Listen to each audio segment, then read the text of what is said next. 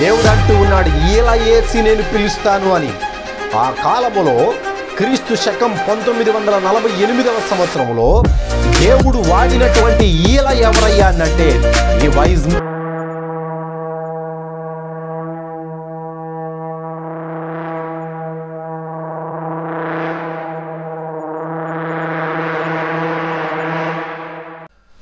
Praise the lord. ప్రభు పేరట మీ అందరికీ నా హృదయపూర్వకమైనటువంటి వందనాలు.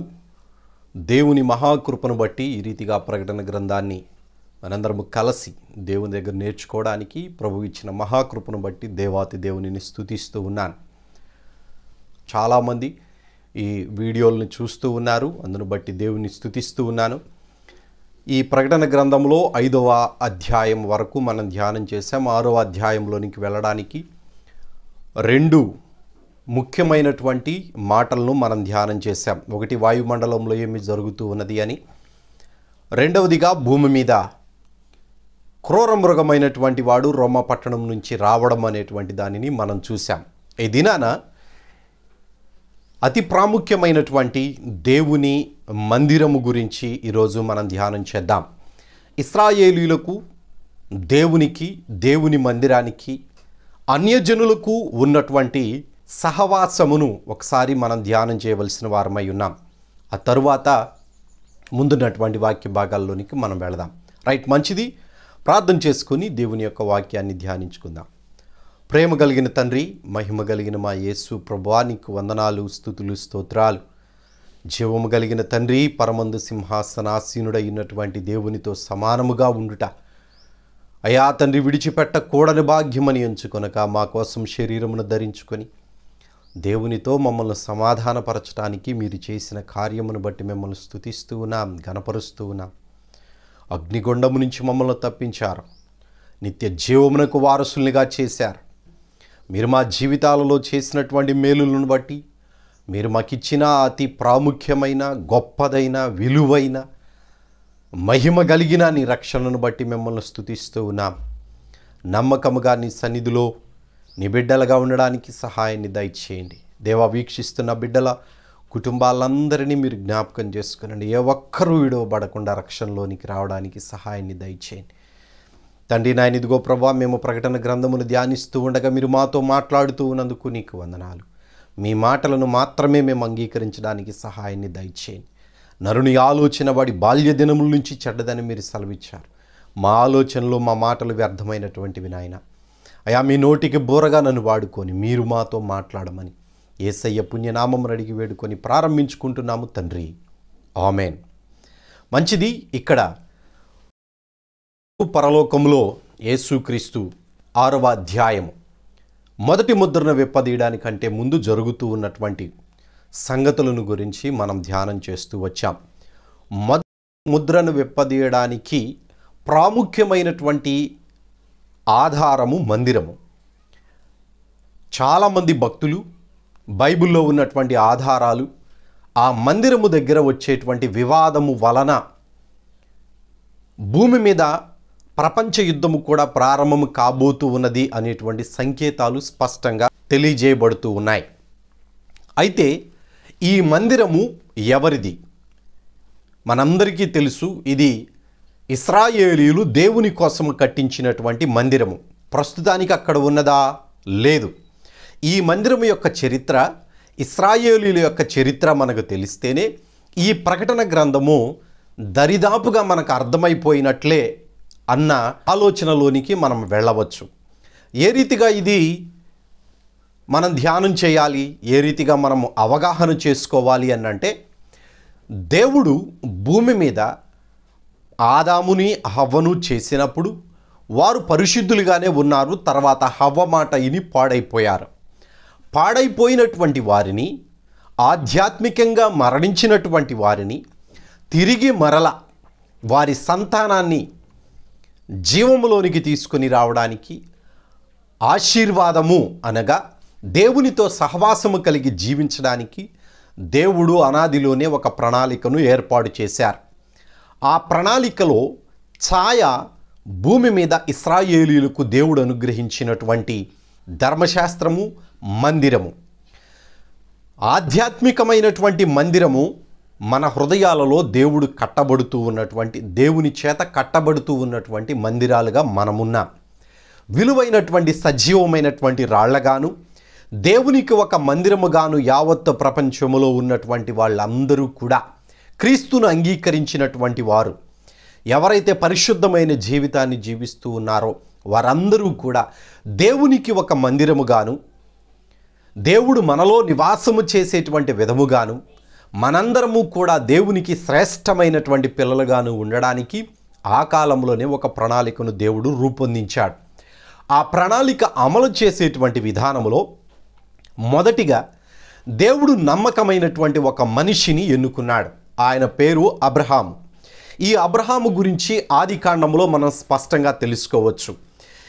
మనుషులు పాపములోనే ఉండి పాపములోనే చనిపోయి నిత్యాగ్నిగుండానికి వెళ్ళడానికి సమీపముగా ఉన్నటువంటి వారిని పూర్తిగా దేవుడు పరలోకానికి వెళ్ళేటువంటి వారిగా, మోక్ష మార్గానికి, పరలోకానికి దేవుని బిడ్డలుగా ఉండడానికి, పరలోకము నుంచి దిగివస్తున్నటువంటి నూతన యెరూషలేము అనేటువంటి ఆయన పాద సన్నిధిలో శాశ్వతమైన నివాసము చేయడానికి దేవుడు ఆశీర్వాదముగా క్రీస్తును మనకు అనుగ్రహించారు. అదే మాట అబ్రహాముకి దేవుడు 12వ అధ్యాయంలోనే చెప్పారు. ఆ మాట చదువుతున్నాను ఒకసారి.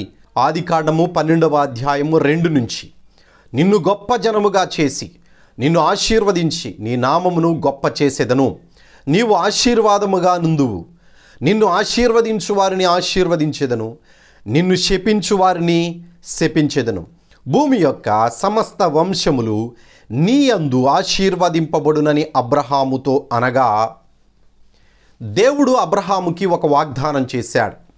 ఏమిటి ఆ వాగ్దానము? అబ్రహామునకు దేవుడు ఇచ్చేటువంటి జనాంగములో నుంచి శ్రేష్టమైన ఆశీర్వాదము అనగా ధనము, బంగారము, మేడలు, చక్కని ఆరోగ్యము మాత్రము కాదు. అవి దేవుడు మనిషి భూమి మీద బ్రతకడానికి ఇచ్చినటువంటి అవసరతలు. నిజమైన ఆశీర్వాదము అనేటువంటిది దేవునితో సహవాసము కలిగి ఉండడమే. దేవునితో సహవాసము కలిగి ఉన్నటువంటి వాడు, దేవుడు ఆ మనిషికి తోడుగా ఉన్నటువంటి ఈ జీవితాన్ని ఒకసారి మనం ఆలోచన చేస్తే, ఎడారిలో వెళ్ళిన ఆ వ్యక్తి శ్రేష్టమైనటువంటి జీవితమే కలిగి ఉంటాడు. శ్రమలలో ఉన్నా కానీ ఆనందముగానే ఉంటాడు. ఎక్కడికి వెళ్ళినా కానీ సాతానుడు వలన వాడికి ఎటువంటి హాని కలుగజేయడానికి వచ్చినా కానీ దేవుడు ఆ వ్యక్తిని పరలోకానికి వారసుడిగానే నిలబెడతాడు. పాపము అతని జోలికి రాకుండా తనను తాను కాపాడుకోవలసిన బాధ్యత ఆ వ్యక్తిది. ఆశీర్వాదము అనగా దేవుడు తనతో జీవించడము, దేవునితో విశ్వసించినటువంటి ఆ వ్యక్తి జీవించడమే ఆశీర్వాదము. దేవుని నామము మాత్రమే మనము ధరించుకొనవలసిన వారమై ఉన్నాం. ఆయనతో సహవాసము కలిగి ఉండడమే ఆశీర్వాదం. ఒకవేళ నువ్వు సముద్రంలో పడవేయబడినా కానీ దేవుని కృప ద్వారా ఆయన ఏర్పాట్లు చేస్తాడు. ఏ రీతిగానైనా నువ్వు క్షేమముగా ఉండడానికి ఆయన ఏ విధముగానైనా కానీ నిన్ను విడిచిపెట్టకుండా దేవుడు తన కృపలో తన చిత్తానుసారముగా నిన్ను నడిపించగలడు. ఇది నిజమైన ఆశీర్వాదం. ఈ ఆశీర్వాదం ఏ రీతిగా వస్తుంది? అబ్రహాము ఆ మాటను వినిన తరువాత, ఆ మాటను విని దేవుని యందు విశ్వాసం ఉంచి నమ్మి తన తండ్రి ఇంటిని, తన దేశాన్ని, తన ప్రాంతాన్ని విడిచి కానాను దేశానికి బయలుదేరాడు. బయలుదేరినప్పుడు అబ్రహాము వయసు ఇక్కడ వ్రాయబడి ఉన్నది ఖచ్చితముగా 4వ వచనము 12వ అధ్యాయము ఆదికాండము. యెహోవా అతనితో చెప్పిన ప్రకారము అబ్రహాము వెళ్ళెను, లోతు అతనితో కూడా వెళ్ళెను. అబ్రహాము హారాను నుండి బయలుదేరినప్పుడు 75 ఏండ్ల ఈడు గలవాడు. హారాను నుండి బయలుదేరినప్పుడు 75 ఏండ్ల ఈడు కలవాడు. అబ్రహాము బయలుదేరినటువంటి వయసు 75 సంవత్సరాలు. తెరహు చనిపోయిన తరువాత కానానులోనికి ప్రవేశించాడు. కానానులో ప్రవేశించడానికి అబ్రహాము బయలుదేరిన సంవత్సరముననే వెళ్ళలేదు. కొన్ని సంవత్సరాలు ఆయన అనేక ప్రాంతాలు తిరిగాడు. కానానులోనికి వెళ్ళేటప్పటికి తన తండ్రి అయిన తెరహు చనిపోయాడు. దాని గురించి వివరముగా వాక్యానుసారంగా మనం తర్వాత చూద్దాం. అయితే ఈ ఆశీర్వాదము అనేటువంటిది వెతుకుతూ దేవుడు తనకిచ్చినటువంటి ఆశీర్వాదాన్ని పొందుకోవడానికి హారాను నుంచి బయలుదేరినప్పుడు అబ్రహాము తన ఆత్మీయ జీవితాన్ని ప్రారంభించాడు. నిజముగా అబ్రహాము దేవునిని వెతికేటువంటి విధానము చాలా శ్రేష్టమైనటువంటిది. ఎక్కడా కూడా దేవుని గురించి బోధింపబడనప్పుడు, దేవుని గురించినటువంటి ఆనమాలు ఏ ప్రాంతములో కూడా ప్రకటన చేయబడకుండా ఉండినప్పుడు అబ్రాము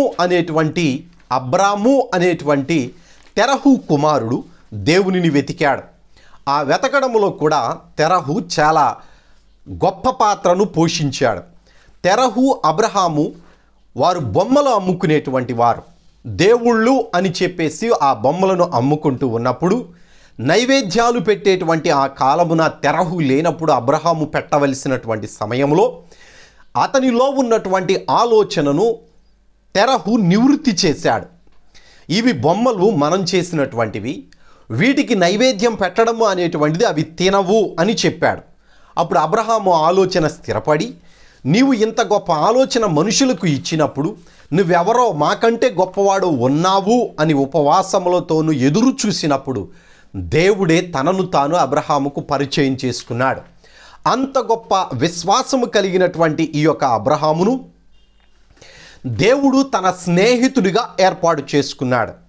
ఎందుకు తన స్నేహితుడిగా పిలిచాడయ్యా అనంటే, అబ్రహాము మనుషులతో కంటే కూడా దేవునితో సహవాసము కలిగి ఉండడానికి ఇష్టపడ్డాడు. ఈ సహవాసము దేవునికి బహు ఇష్టమైనటువంటిది. ప్రస్తుతానికి కూడా దేవుడు అటువంటి సహవాసాన్ని కోరుకుంటూ ఉన్నాడు. రైట్, మంచిది. అబ్రహాముకి సంతానము లేదు. అబ్రహాముకి సంతానము లేనప్పుడు దేవుని దగ్గర అతను చేసేటువంటి ప్రార్థనల్లో, నీవు నాకు ఏమిచ్చినా ఏమి ఉపయోగము, నేను సంతానము లేనిటువంటి వాడను కదా, నువ్వు ఎన్ని ఆశీర్వాదాలు భూమి మీద బ్రతకడానికి ఎన్ని సౌకర్యాలు నాకు అనుగ్రహించినా కానీ, ఎంత ఆస్తి ఇచ్చినా కానీ వారసుడు లేడే అని అనుకుంటూ ఉన్నటువంటి సందర్భంలో సుమారుగా కొన్ని సంవత్సరాలు ఎదురు చూసిన తరువాత శారా అనగా అబ్రహాము భార్య అయినటువంటి శారాయి వారు కరువు వలన ఐగుప్తు దేశము వెళ్ళినప్పుడు ఐగుప్తు నుంచి తీసుకొని వచ్చినటువంటి ఆ దాసిని అబ్రాహాముకి భార్యగా ఉండడానికి ఈ శారా ఆమెను అబ్రహాముకి ఇచ్చింది. ఆ మాట బైబిల్లో కూడా స్పష్టంగా వ్రాయబడి ఉన్నది. భార్యగానే స్వీకరించాడు. ఉపపత్ని అని అనడానికి బైబిల్లో ఆ మాట వ్రాయబడలేదు, కానీ భార్యగా ఉండుటకు అని చెప్పేసి వ్రాయబడి ఉన్నది. ఆ మాట కూడా చదువుకుందాము ఒకసారి. ఆదికాండము 16వ అధ్యాయము 4వ వచనాన్ని చదువుతూ ఉన్నాను. 3 నుంచి చదువుకుందాం. కాబట్టి అబ్రహాము కానాను దేశంలో 10 ఏండ్లు కాపురమున్న తర్వాత అబ్రహాము భార్య అయినటువంటి శారాయి తన దాసి అయిన హాగరును ఐగుప్తురాలిని తీసుకొని తన పెనిమిటి అయిన అబ్రహాముకు భార్యగా ఉండునట్లు అతనికిచ్చెను అని వ్రాయబడి ఉన్నది. ఇక్కడ అబ్రహాము హాగరును భార్యగా చేసుకున్న తరువాత ఆ హాగరుకు అబ్రహాముకు కలిగినటువంటి సంతానము పేరు ముస్లిమ్స్, మహమ్మదీయులు. వీరికి కలిగినటువంటి కుమారుడు ఇష్మాయేలు. ఈ ఇష్మాయేలు ద్వారా ప్రపంచమంతటా కూడా ఉన్నటువంటి ఆ ముస్లిం సహోదరులకు మూల పురుషుడిగా ఈ యొక్క ఇష్మాయేలు ఉన్నాడు. ఓకే, కానీ దేవుడు ఎప్పుడైతే హాగరును అబ్రహాము వివాహము చేసుకున్నాడో దేవుడు మాట్లాడడం మానివేశాడు. మాట్లాడడం మానివేసినది మొదలుకొని సుమారుగా 12-11 సంవత్సరాలు దేవుడు అబ్రహాముతో మాట్లాడలేదు. 17వ అధ్యాయము 1వ వచనంలో మనం చూసినప్పుడు హాగరును వివాహము చేసుకున్నది మొదలుకొని దేవునితో ఆయనకున్నటువంటి సహవాసము, దేవుడు అబ్రహామును పలకరించటము కనుమరుగైపోయింది.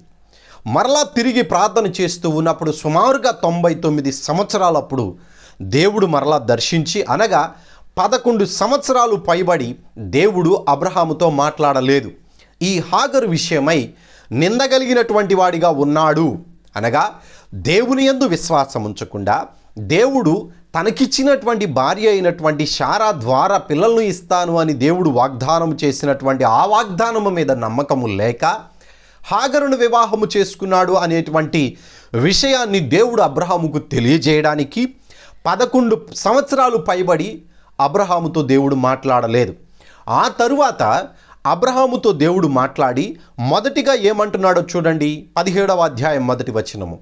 అబ్రహాము 99 ఏండ్ల వాడైనప్పుడు యెహోవా అతనికి ప్రత్యక్షమై, నేను సర్వశక్తి గల దేవుడను, నా సన్నిధిలో నడుచుచు నిందారహితుడవై ఉండుము అని చెప్తూ ఉన్నాడు. నా సన్నిధిలో నువ్వు నడుచుచు నిందారహితుడవై ఉండుము అంటే అప్పటికి ఏమున్నది? నింద ఉన్నది. ఏమిటి ఆ నింద? హాగరును వివాహం చేసుకోవటం. అదేంటండి? ఆ కాలంలో బహుభార్యతత్వం ఉన్నది కదా, మరలా తర్వాత అబ్రహాము వివాహం చేసుకున్నాడు కదా, మరి నిందారహితుడవై అని ఎందుకు అన్నాడు అని అంటే, పిల్లల కోసం తనకు వాగ్దానము చేసినటువంటి, దేవుడు ఇచ్చినటువంటి భార్య ద్వారా ఇస్తాను అని వాగ్దానము చేసినటువంటి దేవుని మాట మీద నమ్మకమును కోల్పోయి సడలిపోయి హాగరును వివాహము చేసుకున్నందుకు నిందారహితుడయ్యాడు. ఆ నిందను తీసివేసుకొని సరిగా నడవమని చెప్పినప్పుడు పశ్చాత్తాపడి మరలా దేవుని సహవాసంలో ఉండగా దేవుడు ఇచ్చినటువంటి కుమారుడి పేరు ఇస్సాకు. ఈ ఇస్సాకు అబ్రహాముకి 100 సంవత్సరాలప్పుడు పుట్టాడు. ఇక్కడ నుంచి చాలా జాగ్రత్తగా వినండి. అబ్రహాముకి 100 సంవత్సరాలప్పుడు పుట్టినటువంటి ఈ యొక్క ఇస్సాకుని దేవుడు పరీక్షించడానికి మరల దేవుడు అబ్రహామును దర్శించి, నీవు ప్రేమిస్తూ ఉన్నటువంటి నీ కుమారుడైనటువంటి ఇస్సాకును తీసుకొని వచ్చి నేను నీకు చూపిస్తూ ఉన్నటువంటి మొరియా అనేటువంటి పర్వతము మీద నాకు బలిగా అర్పించు అని చెప్పేసి దేవుడు చెప్పాడు. 22వ అధ్యాయము 2వ వచనాన్ని చదువుతూ ఉన్నాను. అప్పుడు ఆయన, నీకు ఒక్కడై ఉన్న నీ కుమారుని అనగా నీవు ప్రేమించు ఇస్సాకును తీసుకొని మొరియా దేశమునకు వెళ్ళి అక్కడ నేను నీతో చెప్పబోవు పర్వతములలో ఒక దాని మీద దహనబలిగా అతన్ని అర్పించుమని చెప్పాను. ఇక్కడ దేవుని ప్రేమను, దేవుని యొక్క శక్తిని, దేవుని బలమును అబ్రహాము ఎంతవరకు విశ్వాసం ఉంచాడో స్పష్టంగా కనబడుతూ ఉన్నది. నిజానికి తను ప్రేమించి తను ఎంతగానో ఇష్టపడినటువంటి ఇస్సాకుని బలిగా అర్పించటం అనేటువంటి విషయము బాధాకరమైనటువంటిది అయినప్పటికీ కూడా అబ్రహాముకి దేవుడు వాగ్దానము చేసినటువంటి మాట మీద ఈసారి స్థిరపడి నిలబడ్డాడు.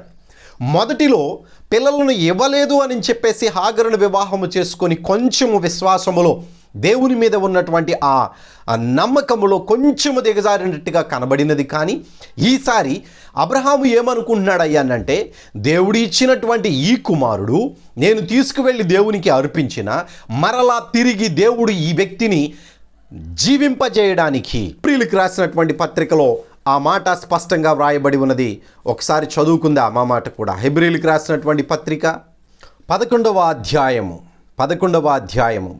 17 నుంచి చదువుతున్నాను. అబ్రహాము శోధింపబడి విశ్వాసమును బట్టి ఇస్సాకును బలిగా అర్పించెను.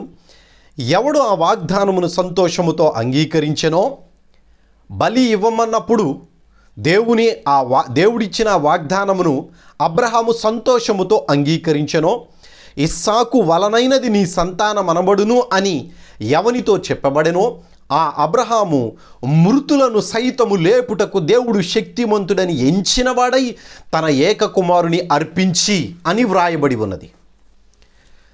ఎంత విశ్వాసంలో స్థిరపడ్డాడో అబ్రహాము చూడండి.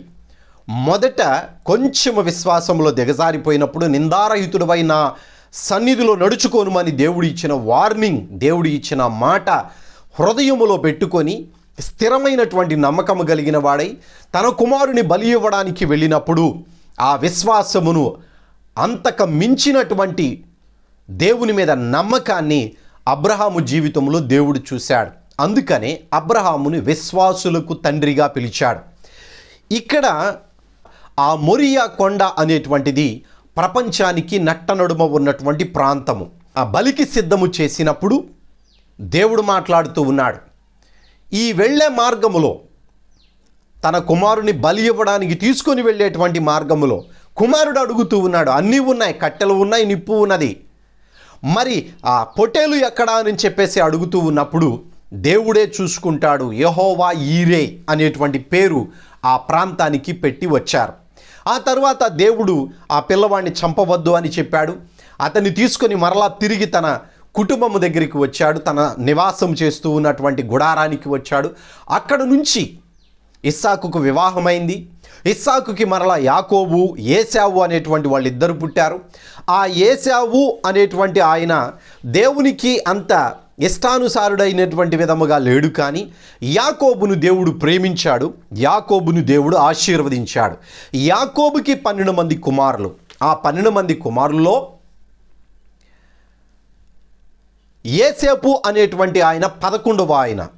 ఈ యోసేపుని అన్నలు కోపముతోటి ఐగుప్తు దేశానికి అమ్మేసుకున్నటువంటి ఆ యోసేపు ఐగుప్తు దేశంలో గొప్ప జ్ఞానము కలిగినటువంటి వాడై, దేవుని యందు భయభక్తులు కలిగినటువంటి వాడై ఎదిగి ఉన్నాడు గనుక ఆ దేశము మీద ఉన్నతమైనటువంటి రాజుగా దేవుడు యోసేపుని ఆశీర్వదించాడు. ఈ యోసేపుకి ఉన్నటువంటి సహోదరులు కానీ, తండ్రి అయినటువంటి యాకోబు కానీ, అతని వారందరూ కూడా తిరిగి మరల ఐగుప్తు దేశానికి రావాల్సినటువంటి అవసరత వచ్చింది.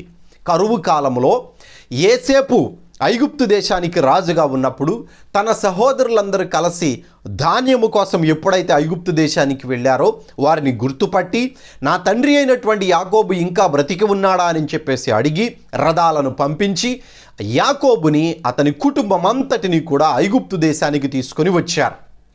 ఐగుప్తు దేశమునకు వచ్చినటువంటి వారు సుమారుగా యాకోబు గర్భమున పుట్టిన వారందరూ 70 మంది అని వ్రాయబడి ఉన్నది.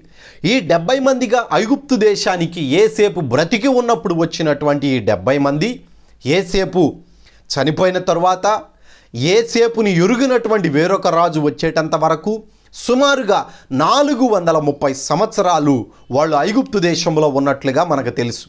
ఈ 400 సంవత్సరాలు కొంతకాలము వాళ్ళు గొప్పగానే ఉన్నారు, కానీ ఎక్కువ కాలము వాళ్ళు బానిసత్వంలోనే ఉండిపోయారు. ఈ బానిసత్వంలో ఉంటూ ఉండగా వాగ్దానము చేసినటువంటి వాగ్దానాన్ని జ్ఞాపకం చేసుకుంటూ కొందరు ప్రార్థన చేయడం, మొరపెట్టడం ప్రారంభించారు. దేవుడు ఆ మొరను విని వారిని విడిపించడానికి వారిలో మోషే అనేటువంటి ఒక ప్రవక్తను దేవుడు లేవనెత్తాడు. అమ్రాము, ఎకోబేదు అనేటువంటి వారి ద్వారా ఈ యొక్క మోషే భూమి మీదకు వచ్చాడు. మోషేకి అక్క కూడా ఉన్నారు. మిరియాము అక్క, అహరోను అనేటువంటి ఆయన అన్న. వీరి ముగ్గురు సంతానము అమ్రాము, ఏకోబేదుకి కలిగినటువంటి సంతానం. వీరి ద్వారా దేవుడు ఐగుప్తు దేశము నుంచి కానాను దేశానికి ఇశ్రాయేలీలందరినీ నడిపించడానికి ప్రణాళికను రూపొందించాడు. మోషే ఐగుప్తు దేశములో రాజరికములో ఉన్నప్పుడు 40 సంవత్సరాలు ఉన్నాడు. తన మామ అయినటువంటి యిత్రో దగ్గర 40 సంవత్సరాలు ఉన్నాడు. 40 సంవత్సరాలు ఇశ్రాయేలీలను ఐగుప్తు దేశము నుంచి కానాను దేశానికి నడిపించాడు. ఇశ్రాయేలీలు చేసినటువంటి ప్రార్థన ఫలితము సుమారుగా 310 సంవత్సరాల తరువాత మోషే అనేటువంటి వ్యక్తిని దేవుడు లేవనెత్తాడు. ఈ మోషే చేసినటువంటి పొరపాటు వలన మిద్యాను ప్రాంతానికి వెళతాడు. మిద్యాను ప్రాంతంలో 40 సంవత్సరాలు ఉంటాడు. చాలా జాగ్రత్తగా వినండి. ఈ 40 సంవత్సరాలలో దేవుడు మోషేని దర్శించి, అనగా మోషే వయసు 80 సంవత్సరాలు ఉన్నప్పుడు మోషేని దేవుడు దర్శించి, నువ్వు మరలా తిరిగి ఐగుప్తు దేశానికి వెళ్ళు, ఇశ్రాయేలీలందరినీ కూడా నువ్వు కానాను దేశము నడిపించడానికి నేను నిన్ను ఏర్పాటు చేసుకున్నాను అని చెప్తాడు. ఈ మోషే నాయకత్వంలో ఐగుప్తు దేశము నుంచి కానాను దేశానికి ప్రయాణమైనటువంటి వారు సుమారుగా 20 లక్షల మందికి పైగా ఉన్నారు. ఈ 20 లక్షల మందిని ఐగుప్తు దేశము నుంచి కానాను దేశము నడిపించడానికి 40 సంవత్సరాలు పట్టింది. ఈ 40 సంవత్సరాల్లో మోషే, ఆ తర్వాత యెహోషువ అనేటువంటి నాయకత్వంలో ఐగుప్తు దేశము నుండి కానాను దేశానికి ఇశ్రాయేలీలు వెళ్ళారు. చాలా జాగ్రత్తగా వినండి. ఐగుప్తు దేశము నుంచి కానాను దేశానికి వెళ్ళేటువంటి సమయానికి వారి బానిసత్వమును ఛేదించుకొని వారు కానాను దేశంలో అడుగుపెట్టేటువంటి సమయానికి సుమారుగా క్రీస్తు పూర్వము 1271 సంవత్సరము కాలము నడిచింది. అబ్రహాము 2000 సంవత్సరాల కాలములో ఉన్నవాడు. ఐగుప్తు దేశము నుంచి కానాను దేశానికి వచ్చినటువంటి వారు కానాను దేశంలో ప్రవేశించేటువంటి సమయానికి కాలము 1271 సంవత్సరానికి వచ్చింది. అనగా సుమారుగా 800 సంవత్సరాల వ్యవధి గడిచింది. ఈ 800 సంవత్సరాల కాలములో ఐగుప్తు దేశము నుంచి కానాను దేశానికి ఈ ఇశ్రాయేలీని నడిపిస్తూ ఉండగా దేవుడు వారి మధ్యలోనే ఉన్నాడు. నేను ఐగుప్తు దేశము నుంచి కానాను దేశానికి నా ప్రజలను నడిపించడానికి దిగివచ్చి ఉన్నాను అని దేవుడు మోషేకి చెప్పిన మాట ప్రకారముగా ఆయన వారి మధ్యలోనే ఉన్నాడు. పగల మేఘస్తంభముగాను రాత్రి అగ్నిస్తంభముగాను ఉండి ఐగుప్తు దేశము నుంచి కానాను దేశము నడిపిస్తూ ఒక నిబంధనను మోషే ద్వారా దేవుడు ఇశ్రాయేలీయులకు అనుగ్రహించాడు. సీనాయి అనేటువంటి పర్వతము దగ్గరికి వచ్చినప్పుడు దేవుడు మోషేతో మాట్లాడి 10 ఆజ్ఞల పలకలను, ధర్మశాస్త్రాన్ని మోషేకి అనుగ్రహించాడు. అంత మాత్రమే కాదు, ఈ ఇశ్రాయేలీల మధ్యలో నేను నివాసము చేయులాగున, నేను దిగివచ్చి వీరితో మాట్లాడులాగున నీవు ఒక ప్రత్యక్షపు గుడారము అనేటువంటి దానిని ఏర్పాటు చేయాలి అని మోషేకి దేవుడు తెలియజేశాడు. ఆ ప్రత్యక్షపు గుడారము దగ్గరకు ప్రవక్తలైనటువంటి వారు వెళ్ళినప్పుడు దేవుడు ఆ ప్రత్యక్షపు గుడారములో అతి పరిశుద్ధ స్థలము అనేటువంటి ప్రాంతములో దేవుడు భూమి మీద తన సింహాసనముగా మోషేకి సీనాయి కొండ మీద ఇచ్చినటువంటి మందసము మీద దేవుని వెలుగు దిగివచ్చి ఆ ప్రవక్తలతో మాట్లాడేటువంటి ఒక శ్రేష్టమైనటువంటి పద్ధతిని దేవుడు ఏర్పాటు చేశాడు. అయితే ఈ మందసాన్ని కానీ ఆ గుడార సంబంధమైనటువంటి పనులు కానీ చేయవలసినటువంటి వాళ్ళు లేవీయులు. ఈ లేవీయులు ఆ ప్రత్యక్షపు గుడారానికి సంబంధించిన పనులు చేయడానికి, అక్కడ యాజకులుగా ఉండడానికి మోషే సహోదరుడైనటువంటి అహరోను యొక్క వంశస్థులను, కుటుంబీకులను దేవుడు ఏర్పాటు చేశాడు. అయితే వీళ్ళు ఆ మందిరంలో పనిచేయడానికి కానీ, ఆ మందిరంలో యాజకత్వం చేయడానికి కానీ శుద్ధ జలము, హోమ భస్వము అనేటువంటిది వాళ్ళకి కావాలి. ఆ హోమ భస్వము ద్వారా వాళ్ళు శుద్ధీకరించుకొని మందిరములోనికి వెళ్ళడానికి కానీ, బలులు అర్పించడానికి కానీ, అతి పరిశుద్ధ స్థలములో సంవత్సరానికి ఒక్కసారి వెళ్ళడానికి కానీ వారికి వారు శుద్ధీకరించుకునేటువంటి పద్ధతిని ఒకటి ఉంచారు. ఇవన్నీ కూడా సంఖ్యాకాండములోను లేవీకాండంలోను స్పష్టంగా వ్రాయబడి ఉన్నాయి. ఎప్పుడైతే సీనాయి కొండ దగ్గర మోషేకి దేవుడు ఆ ప్రత్యక్షపు గుడారాన్ని చూయించాడో దాని ప్రకారముగానే మోషే చేయించి ఇశ్రాయేలీయుల యొక్క పాళెములో శ్రేష్టమైనటువంటి దేవుని సన్నిధిని మొదటిగా ఆ ప్రత్యక్షపు గుడారము ద్వారా దేవుడు మనుషులకు సమీపించాడు. తర్వాత కానాను దేశం వచ్చిన తరువాత ఈ ప్రత్యక్షపు గుడారాన్ని ఒక స్థలములో ఉంచుతూ వచ్చారు. దరిదాపుగా 300 కానాను దేశం వచ్చిన తరువాత 310 సంవత్సరాలు ఇశ్రాయేలీయులకు రాజులు లేరు. ఈ ఇశ్రాయేలీయులకు రాజులు లేకపోవటాన్ని బట్టి దేవుడు వారికి న్యాయాధిపతులను నిర్ణయించాడు. కానాను దేశము వచ్చినది తరువాత అనగా క్రీస్తు పూర్వం 1271 సంవత్సరంలో వాళ్ళు కానాను దేశం వచ్చారు.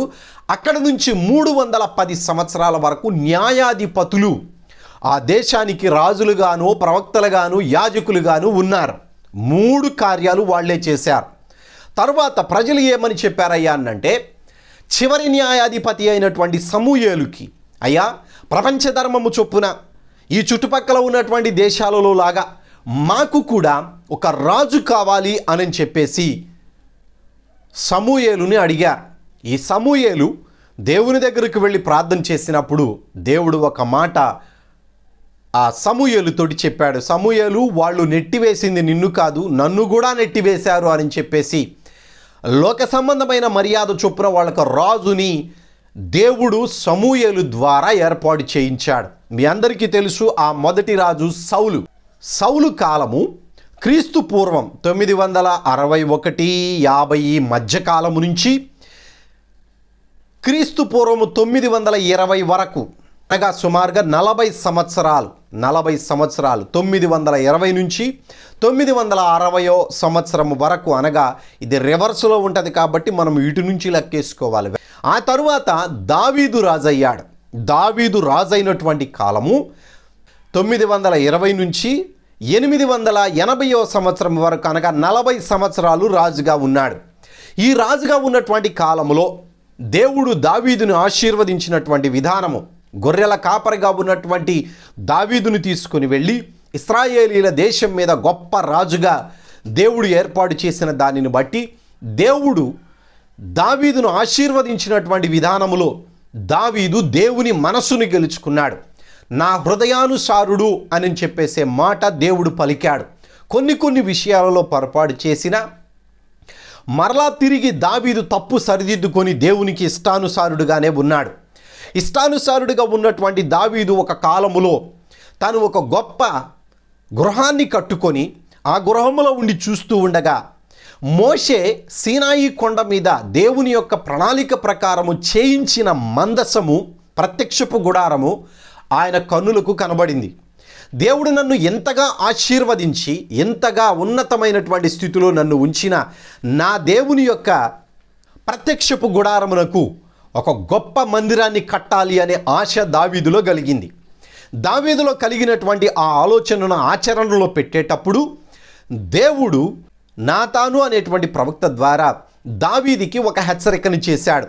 నీ చేతులు రక్తముతో తడిచి ఉన్నాయి కనుక నీవు మందిరము కట్టడానికి వీలు పడదు అని చెప్పేసి దావీదుకు చెప్పినప్పుడు దావీదికి దేవుడు ఇచ్చినటువంటి ఇంకొక మాట ఏమిటయ్యానంటే, నా మందిరాన్ని కట్టడానికి నీ తర్వాత వచ్చేటువంటి నీ సంతానములో ఉన్న ఒక రాజు కడతాడు అని చెప్పిన మాటను ఆధారము చేసుకొని విశ్వాసముతోటి దావీదు స్థలాన్ని, కావలసినటువంటి బంగారాన్ని, మణుగులలో, వేల మణుగులలో బంగారాన్ని, వెండిని, ఇత్తడిని, విలువ కలిగిన లోహాలను సంపాదించి వెలగలిగినటువంటి రాళ్లను తీసుకొని వచ్చి స్థలాన్ని కూడా ఏర్పాటు చేశాడు.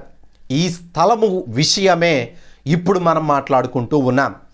ఈ స్థలము దావీదు ఎవరి దగ్గర తీసుకున్నాడు? ఒక్కసారి మీరు ఆలోచన చేసినట్లయితే 2వ దినవృత్తాంతాల గ్రంథము 3వ అధ్యాయములో సొలొమోను మహారాజు దేవాలయాన్ని కట్టించినటువంటి స్థలము ఇక్కడ వ్రాయబడి ఉన్నది.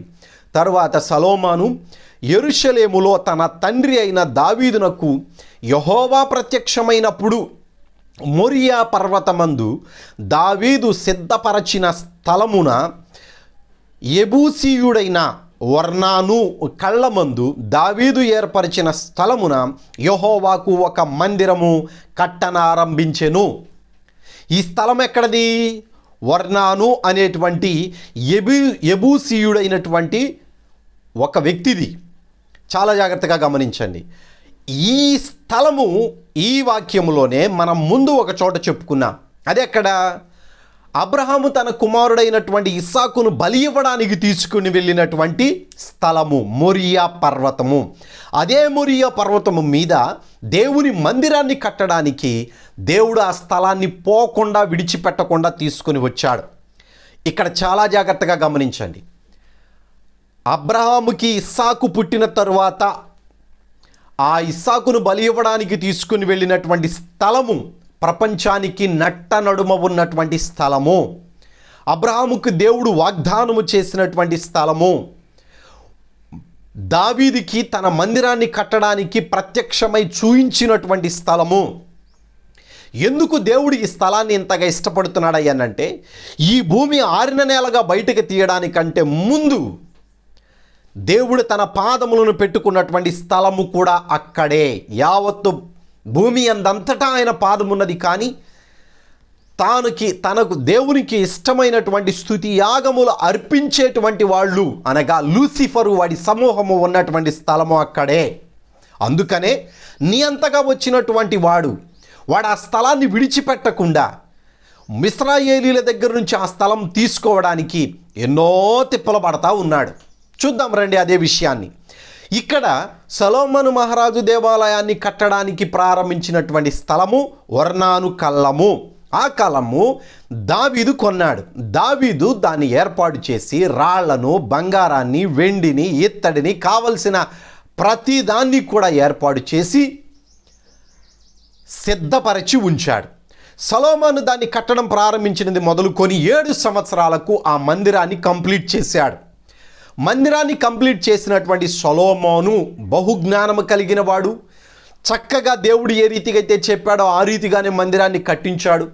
కొన్ని వేల బలులు అర్పించి ఆ మందిరం యొక్క ప్రతిష్ఠ జరిగించాడు. దేవునితో, అయ్యా నువ్వు వచ్చి ఈ మందిరంలో నివాసము చేయి అని దేవుణ్ణి అడిగినప్పుడు, ఆకాశము నా సింహాసనము, భూమి నా పాదపీఠము, నేను నివాసము చేయడానికి మీరు ఏర్పరిచినటువంటి స్థలములు ఏ పాటివి అని దేవుడు సొలొమోనుతో మాట్లాడినటువంటి మాటలు మనందరికీ తెలుసు. అయితే దేవుడు తన దృష్టిని, తన మనస్సును అక్కడ ఉంచుతానని చెప్పాడు. దేవుడు ఎప్పుడైతే ఆ మాటను చెప్పాడో అక్కడ నుంచి ఇశ్రాయేలీలు బహుభక్తి కలిగినటువంటి వారై ఆ మందిరాన్ని సందర్శిస్తూ వచ్చారు. రైట్, మంచిది. సొలొమోను పరిపాలించినటువంటి కాలంలో ఈ మందిరం కట్టబడింది. క్రీస్తు పూర్వం 880 నుంచి 840 వరకు కూడా ఈ సొలొమోను యొక్క పరిపాలన జరిగింది. ఆ తరువాత జరిగినటువంటి పరిస్థితులను ఆధారము చేసుకొని ఇశ్రాయేలీల దేశం చిందరవందరైపోయింది. అదేమిటో చెప్తూ ఉన్నాను. మందిరము కట్టినది మొదలుకొని యెరూషలేము అనేటువంటి ప్రాంతము, అదే అబ్రహాము ఇస్సాకును బలి ఇచ్చినటువంటి ప్రాంతము, దావీదు అర్నాను దగ్గర కొన్నటువంటి ప్రాంతము, ఈ ప్రాంతాన్ని దేవుడు అనాది కాలములో తన యొక్క స్తుతియాగములు అర్పించేటువంటి లూసిఫర్ అనేటువంటి వాడు ఉన్న స్థలము కూడా అదే గనుక దేవుడు ఆ ప్రాంతాన్ని బహుగా ఇష్టపడి తన మనసును, తన దృష్టిని అక్కడ ఉంచాడు. అందుకని తన బిడ్డలైనటువంటి వారందరినీ కూడా అక్కడికి సమకూర్చాడు. పాలు తేనెలు ప్రవహించు ప్రాంతము అని చెప్పాడు. కానానీయులు ఉన్నటువంటి ప్రాంతమును దేవుడు తీసి ఇశ్రాయేలీలకు దేవుడు అనుగ్రహించినటువంటి ప్రాంతము కూడా అదే. ప్రపంచానికి నట్టనడుమ ఉన్నటువంటి ప్రాంతము. మీరు గూగుల్లో చూసి ఒక్కసారి గనక దాన్ని ఖచ్చితంగా ఎక్కడ ఉన్నది అని అబ్జర్వ్ చేస్తే ప్రపంచానికి మధ్యలో ఉన్నటువంటి ప్రాంతము ఇశ్రాయేలీల దేశం. ఇశ్రాయేలీల దేశానికి మధ్యలో ఉన్నటువంటి పట్టణము యెరూషలేము పట్టణము. యెరూషలేము పట్టణానికి ఖచ్చితంగా సెంటర్గా ఉన్నటువంటి స్థలము ఈ అర్నోను దగ్గర కొన్నటువంటి, దావీదు కొన్నటువంటి పాళెము. అందులో సొలొమోను మహారాజు కట్టించినటువంటి దేవాలయము ఉన్నది. ఆ దేవాలయము కొంతకాలము బాగానే ఉన్నది. ఈ సొలొమోను ఎప్పుడైతే మందిరం కట్టించడానికి తన పరిపాలనలో కానీ ఎప్పుడైనాను కానీ తన యొక్క ఆలోచన ప్రకారము పన్నులు విధించడం ప్రారంభించాడు. ఎప్పుడైతే పన్నులు విధించడం ప్రారంభించాడో ఆ పన్నులకి అన్ని గోత్రాల వాళ్ళు ఇష్టపడక సొలొమోను తర్వాత దేశము 2 భాగాలుగా విడిపోయింది. 9.5 గోత్రము అని 2.5 గోత్రము అని చెప్పేసి విడిపోయారు. మనం ఎట్లాగైనా చెప్పుకోవచ్చు, 10 గోత్రాలు అని చెప్పుకోవచ్చు, 2 గోత్రాలు అని చెప్పుకోవచ్చు. కానీ ఈ 9.5 గోత్రము వాళ్ళేమో ఇశ్రాయేలీలుగాను, 2.5 గోత్రము వాళ్ళేమో యూదులుగాను ఉండిపోయారు. యూదులనేమో ఒక రాజు పరిపాలించాడు, ఇశ్రాయేలీలనేమో ఒక రాజు పరిపాలించాడు. ఈ ఇశ్రాయేలీని పరిపాలించినటువంటి రాజు తాను తెలివిగా ఏం చేశాడయ్యా అనంటే, యెరోబాము తెలివిగా ఏం చేశాడయ్యా అనంటే, ఇశ్రాయేలీల దేశానికి ఒక పుణ్యక్షేత్రము కావాలి అని చెప్పేసి తెలివి కలిగిన రాజకీయ నేతలు చేసే పనులయ్యే. ఎవరు చచ్చిపోయినా ఏదైనా కానీ తన దేశాన్ని డెవలప్ చేసుకోవాలంటే ముందు దేవుడు ఇక్కడున్నాడు అని చెప్పేసి పుకార్లు పుట్టిస్తాడు. ఆ పుకారు నిజంగా వాళ్ళకు వచ్చింది కాదు, సాతానుగాడు పుట్టించే పుకారు. వారిలో వచ్చినటువంటి ఆలోచన ఆధారము చేసుకొని వాళ్ళ యొక్క కార్యక్రమాలు ప్రారంభించి పవిత్రమైన దేవాలయం అనే ఒక పేరు ఆపాదించి దేవాలయాన్ని, గుళ్ళని కట్టి అక్కడ స్థలాన్ని డెవలప్ చేసుకుంటారు. ఎందుకు వాళ్ళు ఆ రీతిగా చేస్తారు? ఆ రాష్ట్రంలో ఉన్నటువంటి భక్తుల మనస్సులలో ఉన్నటువంటి ఆ భక్తిని ఆధారం చేసుకొని ఆ భక్తుల దగ్గర ఉన్న డబ్బు వేరొక ప్రాంతానికి వెళ్లకుండా ఉండులాగున మందిరాలను సృష్టిస్తారు, దేవుళ్ళని సృష్టిస్తారు, మందిరాలని సృష్టిస్తారు. ఆ రీతిగానే ఇక్కడ ఉన్నటువంటి ఇశ్రాయేలీల దేశపు రాజు ఈ 9.5 గోత్రము వారిలో ధనము చాలా వరకు యెరూషలేం పట్టణం వెళ్ళిపోతుంది, యూదా దేశానికి వెళ్ళిపోతుంది అనే ఆలోచన చేసి 2 విగ్రహాలను దూడలను చేసి పెడతాడు.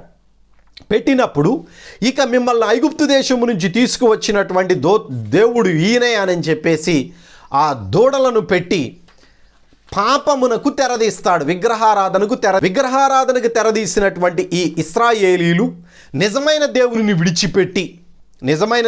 విడిచిపెట్టి పూర్తిగా విగ్రహారాధనలో పడిపోయి దేవుని కానీ, దేవుని ఆజ్ఞలను కానీ, ధర్మశాస్త్రాన్ని కానీ విడిచిపెట్టి పాపములో వెచ్చలవిడిగా జీవిస్తూ ఉండగా దేవుడు వారిని శత్రురాజులకు అప్పగించడం ప్రారంభించాడు.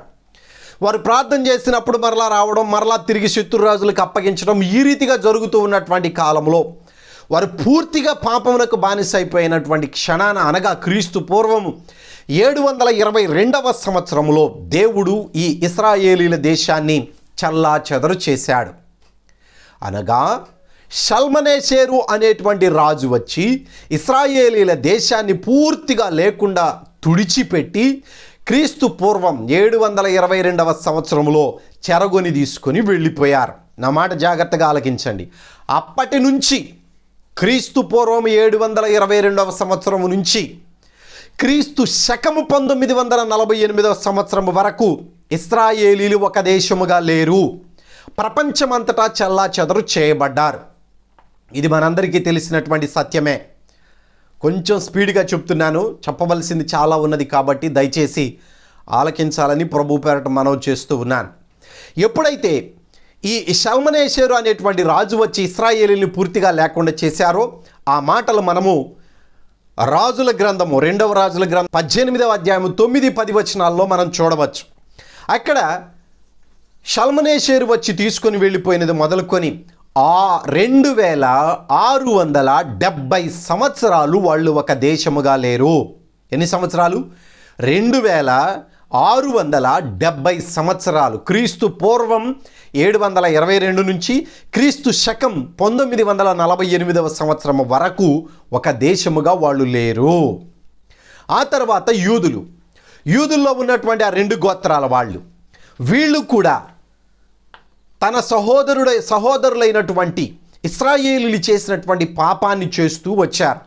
కానీ దేవుని యొక్క ప్రణాళిక ప్రకారము, అబ్రహాముకి దేవుడిచ్చినటువంటి ఆశీర్వాద వచనము ప్రకారము, వాగ్దానము ప్రకారము రక్షకుడైనటువంటి వ్యక్తి వీళ్ళల్లోనే పుట్టాలి. ఛాయగా మందిరము వాళ్ళ దగ్గర ఉన్నదే కానీ, ఛాయగా బలులు అర్పిస్తూ ఉన్నారే కానీ, నిజమైనటువంటి పరిశుద్ధత, నిజమైనటువంటి మోక్ష మార్గము, నిజమైనటువంటి ఆత్మీయ నడిపింపులోనికి వెళ్ళు విధానము కోసమే ధర్మశాస్త్రాన్ని దేవుడు ముందుగా ఇశ్రాయేలీలకు దేవుడు అనుగ్రహించాడు. ఆ ధర్మశాస్త్రం ఎప్పుడు పరిపూర్ణం అవ్వాలి? నిజమైనటువంటి మోక్ష మార్గము కనబడినప్పుడు అది పరిపూర్ణమవుతుంది.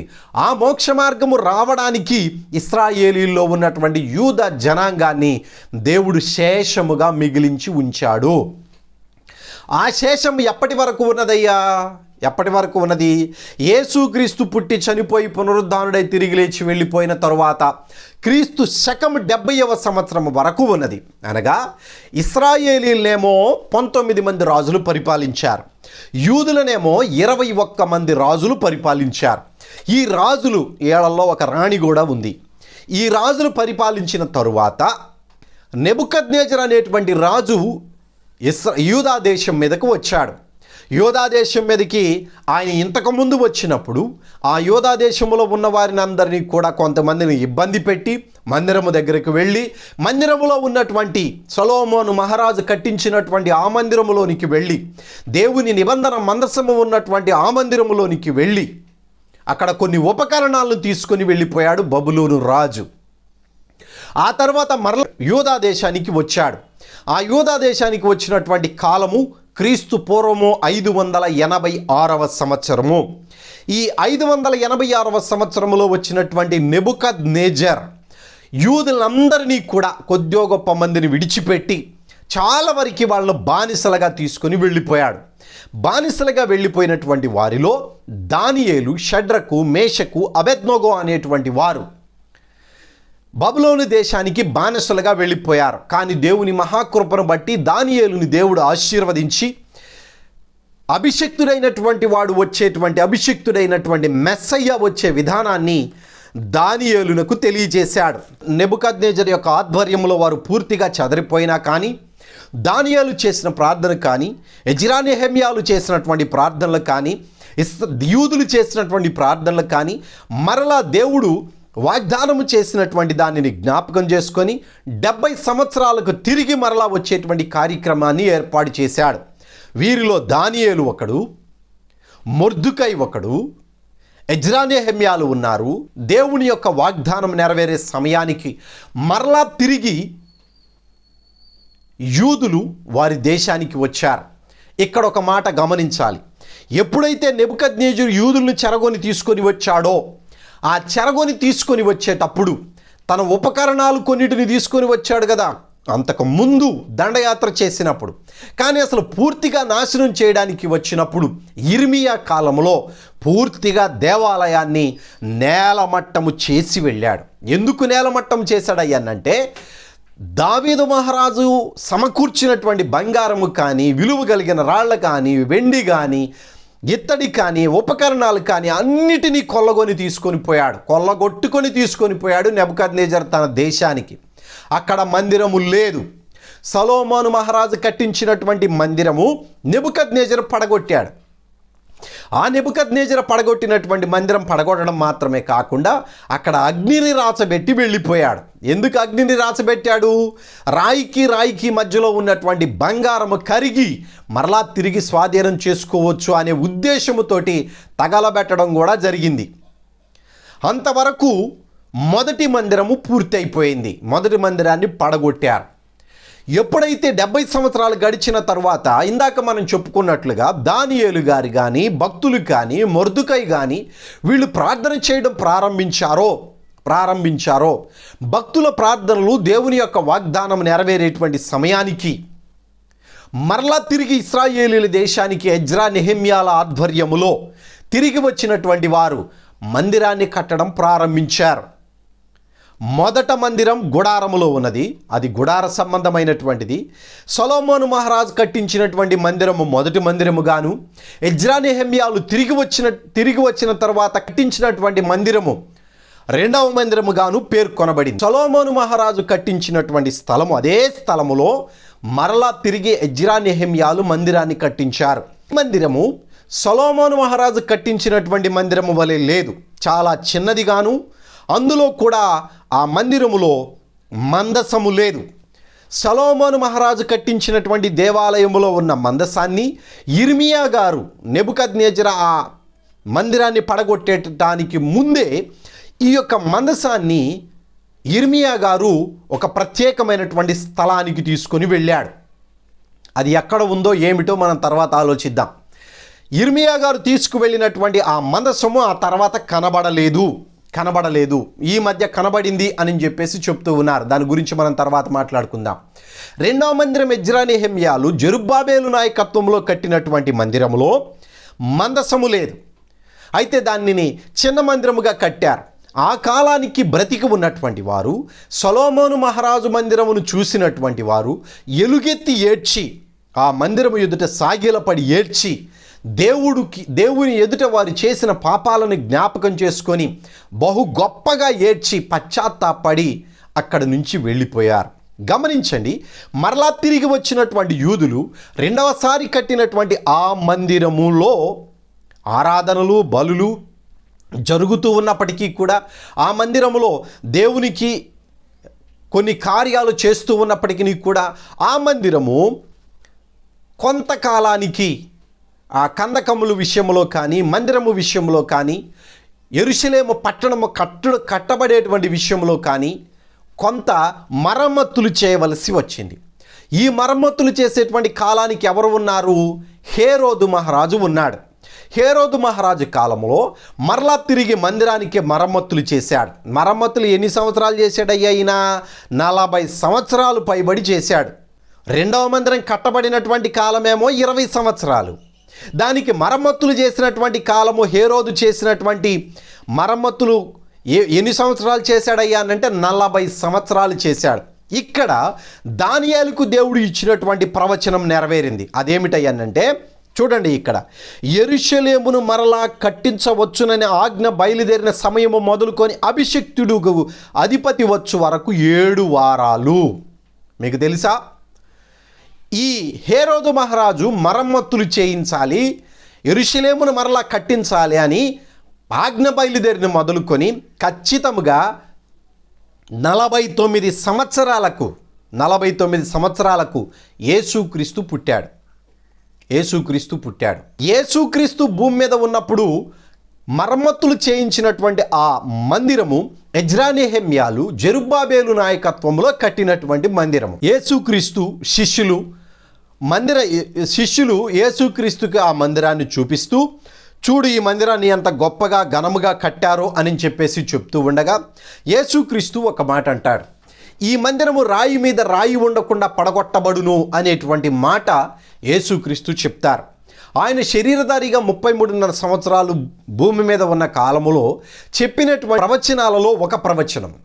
అయితే ఈ రాతి మీద రాయి లేకుండా పడగొట్టబడును అనే మాట శిష్యులు వారి హృదయాలలో ఉంచుకున్నప్పుడు యేసుక్రీస్తు తన శిలువ బలియాగం అయిపోయిన తరువాత, శిలువ బలియాగానికి వెళ్ళడానికంటే ముందు యేసుక్రీస్తును అప్పగించడానికి, శిలువకు అప్పగించడానికి వాడినటువంటి పదాలలో ఈ మందిరాన్ని పడగొట్టండి, 3 దినాల్లో మరలా తిరిగి కడతాను అనేటువంటి మాటను ఆధారం చేసుకొని యూదులందరూ కూడా యేసుక్రీస్తుకు వ్యతిరేకముగా ఇదిగో మందిరాన్ని పడగొట్టమంటున్నాడు అని చెప్పేసి ఆలోచన చేసి ఆయనకు వ్యతిరేకముగా పిలాతుకు చెప్పినప్పుడు, పిలాతు ఈ నీతిమంతుని రక్తము నా మీద ఉండకుండునుగాక అని చెప్పేసి తన చేతులు కడిగేసుకున్నాడు.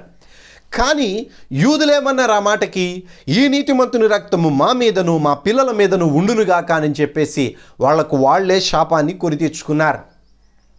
ఎప్పుడైతే యేసుక్రీస్తు సిలువ వేయబడి చనిపోయి పునరుద్ధానుడై తిరిగి లేచి వెళ్ళిపోయిన తర్వాత, అనగా క్రీస్తు శకము ఖచ్చితంగా 70 సంవత్సరాలకి టైటస్ అనేటువంటి వాడు వచ్చాడు. ఎజ్రా నెహెమ్యాలు కట్టించినటువంటి మందిరము, హెరోదు మహారాజు మరమ్మతులు చేయించినటువంటి మందిరము పూర్తిగా నేలమట్టం చేశాడు. ఒక్కొక్క రాయిని పని వాళ్ళను పెట్టి దానిని తొలిపించి, ఎందుకు తొలిపించాడు? వీరు వెలగలిగినటువంటి రాళ్ళు బంగారమును వేసి కట్టారు. రాయికి మధ్య బంగారము ఉన్నది అని చెప్పేసి తెలుసుకొని ఆ బంగారమును తీసుకోవడానికి ఒక్కొక్క రాయిని తొలిపించి క్రింద పునాదుల వరకు కూడా ఒక్క రాయి కూడా లేకుండా చేశారు. అంత మాత్రమే కాదు, ఆ రాళ్లను తన దేశానికి తీసుకొని వెళ్ళిపోయాడు. బంగారాన్ని, ఉపకరణాలని, వేటిని దొరికితే వాటిని తీసుకొని వెళ్ళిపోయాడు. యూదులైనటువంటి వారిని బహు భయంకరంగా చంపేశాడు. ఆ సమయంలో యూదులు కొన్ని లక్షల మందిగా చనిపోయినట్లుగా రికార్డులు ఉన్నాయి. చిన్నపిల్లలనే కానీ, గర్భిణీ స్త్రీలనే కానీ ఎక్కడా కూడా మానవత్వం అనేటువంటిది చూపించకుండా ఒక మృగములాగా కనపడినటువంటి యూదులందరినీ కూడా చంపేసినటువంటి వాడు ఈ టైటస్. వీడు రోమా దేశానికి సంబంధించినటువంటి వాడు. క్రీస్తు పూర్వము 722లో షల్మనేషేరు ద్వారా ఇశ్రాయేలీలు, క్రీస్తు శకము 70 సంవత్సరములో, క్రీస్తు శకము 70 సంవత్సరములో యూదులు చెల్లాచెదరైపోయారు. అక్కడ నుండి క్రీస్తు శకము 1948వ సంవత్సరం వరకు యూదులకు ఒక దేశము లేదు. అనగా వీళ్ళెన్ని సంవత్సరాలు దేశముగా లేకుండా ఉన్నారు? సుమారుగా 1800 సంవత్సరాలు పైబడి వీళ్ళు కూడా ఒక దేశముగా లేకుండా ఉన్నారు. అయితే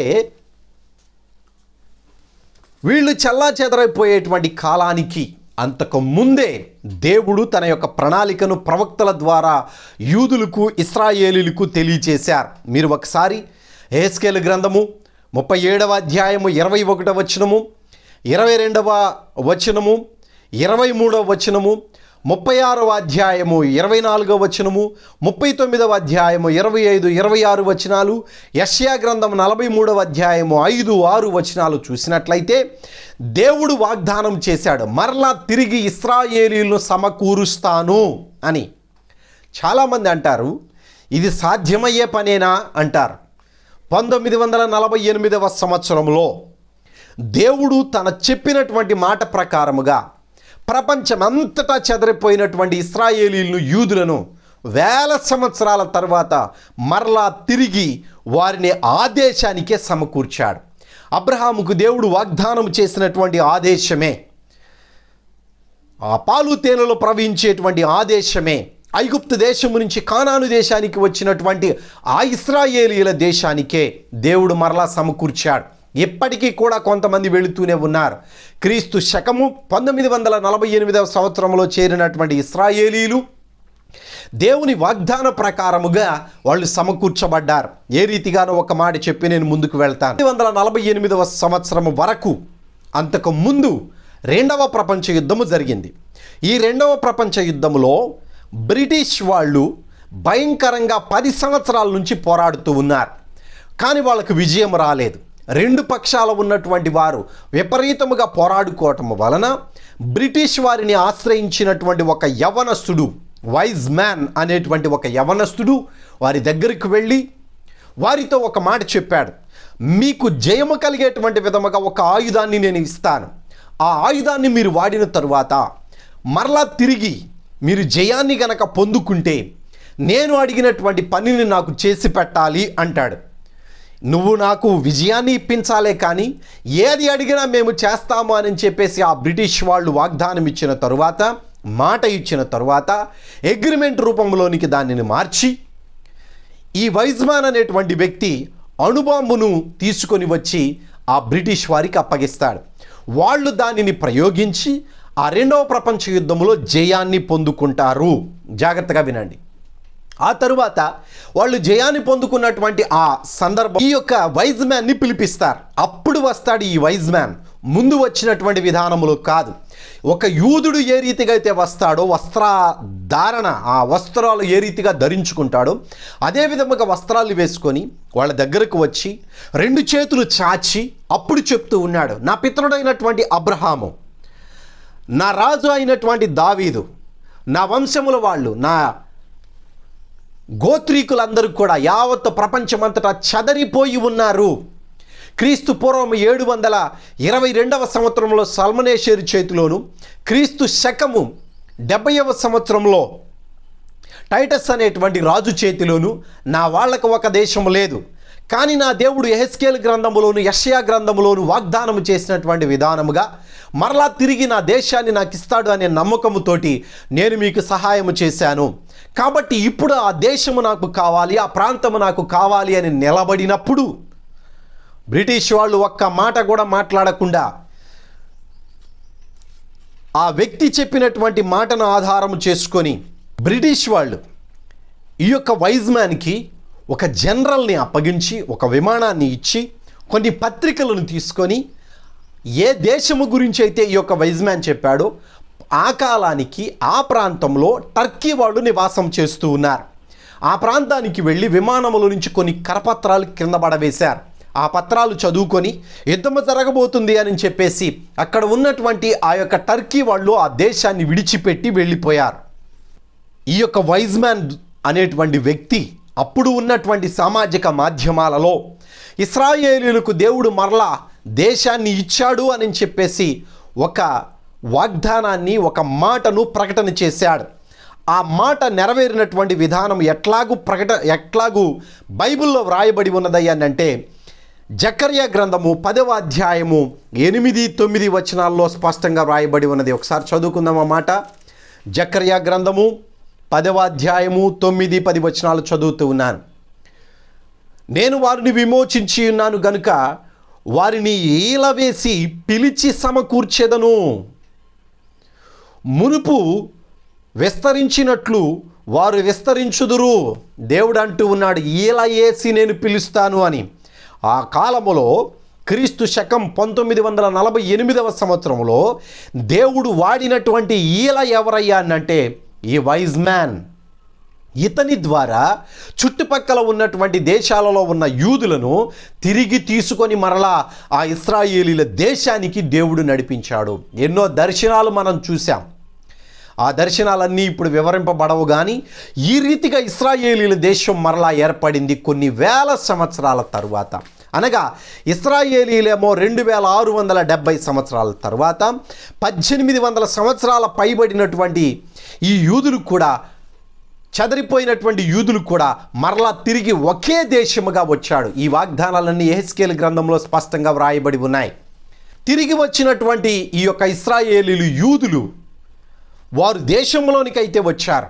ఈ దేశము దేవుడు మాకు అనుగ్రహించాడు అని చెప్తూ ఉన్నారు. చాలామంది చాలా ఆధ్యాత్మికంగా కొన్ని స్టేట్మెంట్స్ ఇచ్చారు. అబ్రహాము దేవుడైనటువంటి యెహోవా మాకు ఇచ్చినటువంటి దేశమునకు మేము వచ్చామని చాలా ఆధ్యాత్మికంగా ఆశ కలిగి వాళ్ళ దేశంలో నివాసం చేస్తూ ఉన్నారు. అయితే ఇప్పుడు వాళ్ళ ఎదుట ఉన్నటువంటి ఒక పెద్ద సమస్య ఏమిటయ్యా అనంటే, ఏ ఇశ్రాయేలీలైతే దేవునిని కలుసుకోవడానికి మోషే కాలంలో కానీ, దావీదు సొలొమోను కాలంలో కానీ, ఎజ్రా నెహెమ్యాల కాలంలో కానీ ఒక దేవాలయాన్ని ఏర్పాటు చేసుకున్నారో ఆ దేవాలయం అక్కడ లేదు. ఆ దేవాలయాన్ని టైటస్ అనేటువంటి వాడు పడగొట్టిన తరువాత కొంతకాలము అది ఒక దిబ్బగా ఏర్పడింది. ఆ దిబ్బగా ఉన్నటువంటి ప్రాంతాన్ని క్రీస్తు శకం 691వ సంవత్సరంలో ఉమర్ ఖాలిద్ అబ్దుల్ మాలిక్ అనేటువంటి ఒక ముస్లిం సహోదరుడు ఆ ప్రాంతాన్ని తీసుకొని అక్కడ ఒక మసీదుని కట్టాడు. ఆ మసీదు దుమాఫ్ రాక్. ఆ దుమాఫ్ రాక్ దగ్గర ఇప్పుడు అదే ప్రాంతంలో వాళ్ళ మసీదుని కట్టడం వలన ప్రపంచంలో ఉన్న ఇశ్రాయేలీలు కానీ, ముస్లిమ్స్ కానీ ఆ స్థల వివాదములు ఉండేటువంటి ఒక పెద్ద సమస్య వచ్చి పడింది. అబ్రహాము ఇస్సాకును బలి ఇచ్చినటువంటి స్థలం, ఇవ్వడానికి తీసుకెళ్లిన స్థలము అదే. దావీదు మహారాజు దేవాలయాన్ని కట్టాలి అని ఆశపడిన స్థలము అదే. సొలొమోను మహారాజు దేవాలయాన్ని కట్టిన స్థలము అదే. ఎజ్రా నెహెమ్యాలు 2వ మందిరాన్ని కట్టిన స్థలము అదే. యేసు క్రీస్తు ఈ మందిరము రాతి మీద రాయి లేకుండా పడగొట్టబడును అని చెప్పిన స్థలము కూడా అదే. ఆ స్థలము ఇశ్రాయేలీలకు చాలా ప్రాముఖ్యమైనటువంటిది. దేవుడు తన బిడ్డలను కలుసుకోవడానికి మరలా అక్కడికి వస్తాడు అనేటువంటి ఒక నిరీక్షణ కలిగి ఆ మందిరాన్ని కట్టడానికి వాళ్ళు పూనుకుంటున్నటువంటి కాలములో మనము బ్రతికి ఉన్నాం. ఆ మందిరము కట్టడము, యుద్ధాలు ప్రారంభమవ్వడం, ఆ మందిరము కట్టేటువంటి విధానము కూడా బహు ఉన్నతమైనటువంటిదిగా ఉన్నది. ప్రస్తుతానికి అక్కడ ఉన్నటువంటి ఆ మసీదును లేకుండా చేయాలి అని ఇశ్రాయేలీలు, లేదు ఆ మసీదు ఉండాల్సిందే అని చెప్పేసి ముస్లిమ్సు 2 భాగాలు అవుతారు. ఇశ్రాయేలీల పక్షమున కొన్ని దేశాలు వస్తాయి, ముస్లిమ్స్ పక్షమున వాళ్ళ దేశాలు, వాళ్ళతో పాటు మరి కొన్ని దేశాలు జాయిన్ అవుతాయి. ఈ ఇశ్రాయేలీల్లో ఉన్నటువంటి వాళ్ళు నియంతతో పాటు యుద్ధం చేస్తారు. ఆ నియంత ఈ స్థల వివాదములో నుంచి బయటికి వచ్చి ఇశ్రాయేలీలకు వ్యతిరేకముగాను, ముస్లిమ్స్కు సపోర్ట్గాను రోమా పట్టణములో నుంచి బయటికి వస్తాడు. ఈ రోమా పట్టణములో నుండి బయటికి వచ్చే సమయంలోనే వాయుమండలములో దురాత్మ సమూహం మీద ఉన్నటువంటి అధికారి వాడిలో నివాసము చేస్తాడు. ఇంతవరకు మీకు అర్థమైందని ఆశపడుతూ ఉన్నాను. ఇప్పుడు ప్రస్తుతానికి ఉన్నటువంటి ఆ దుమాఫ్ రాక్ మసీదును పడగొట్టి ఇశ్రాయేలీలు దేవాలయాన్ని కట్టాలి. చాలామంది అంటున్నారు ఈ దేవాలయాన్ని కట్టిన వెంటనే రాకడొచ్చిద్ది అంటున్నారు. నా బైబిల్లో అది లేదండి. నేను దాన్ని ఖచ్చితంగా అంగీకరించను. నాకు బైబిల్లో ఉంటే నేను అంగీకరించేవాడిని. కానీ మొదటి పునరుద్ధానం ఎప్పుడు జరిగింది? మొదటి పునరుద్ధానం 7 సంవత్సరాల తర్వాత అయితే, ఈ మందిరం కట్టిన దగ్గర నుంచి 7 సంవత్సరాల తర్వాత అయితే, ఈ యొక్క మందిరం కట్టేటప్పుడే 2వ రాకడ వచ్చింది అని ఏ ఆధారముతోటి చెప్తూ ఉన్నారు? ఊహాగానాలు. దయచేసి నన్ను మన్నించండి ఈ మాట అంటూ ఉన్నందుకు. దేవుని వాక్యము తప్పుదారిగా వెళుతూ ఉన్నది అనేటువంటి ఉద్దేశముతోనే నేను మాట్లాడుతూ ఉన్నానే కానీ నిజానికి ఆ మందిరము కట్టే సమయానికి ఎటువంటి ఆ రాకడ ఆగమనము లేదు. ఈ మందిరం కట్టిన తర్వాత, ఈ మందిరం కట్టినప్పుడు ఈ మందిరం వివాదములో నియంత అయినటువంటి వాడు శాంతి శాంతి శాంతి అనుకుంటా రావడమే మొదటి ముద్ర పరలోకంలో వెప్పదీసేటువంటి సమయము. అది ముందున్నటువంటి వీడియోలో మనం చూద్దాం. అక్కడ నుంచి 7 సంవత్సరాలు పరలోకంలోనే ఉన్నాడు యేసుక్రీస్తు. ఆ 7 సంవత్సరాల్లోనే 7 ముద్రలు వెప్పదీయబడ్డాయి. 7 సంవత్సరాల తర్వాత ఆగమనములో ర్యాప్చర్ అంటారు. ఆ ర్యాప్చర్లో ప్రభు అయిన యేసుక్రీస్తు హతసాక్షులను తీసుకొని వస్తూ ఉన్నాడు. ఈ మందిరం కట్టే సమయానికి రాకడ రాలేదు. పరిశుద్ధులు భూమి మీదే ఉన్నారు. దేవుని కృప మీ అందరికీ తోడైండును గాక.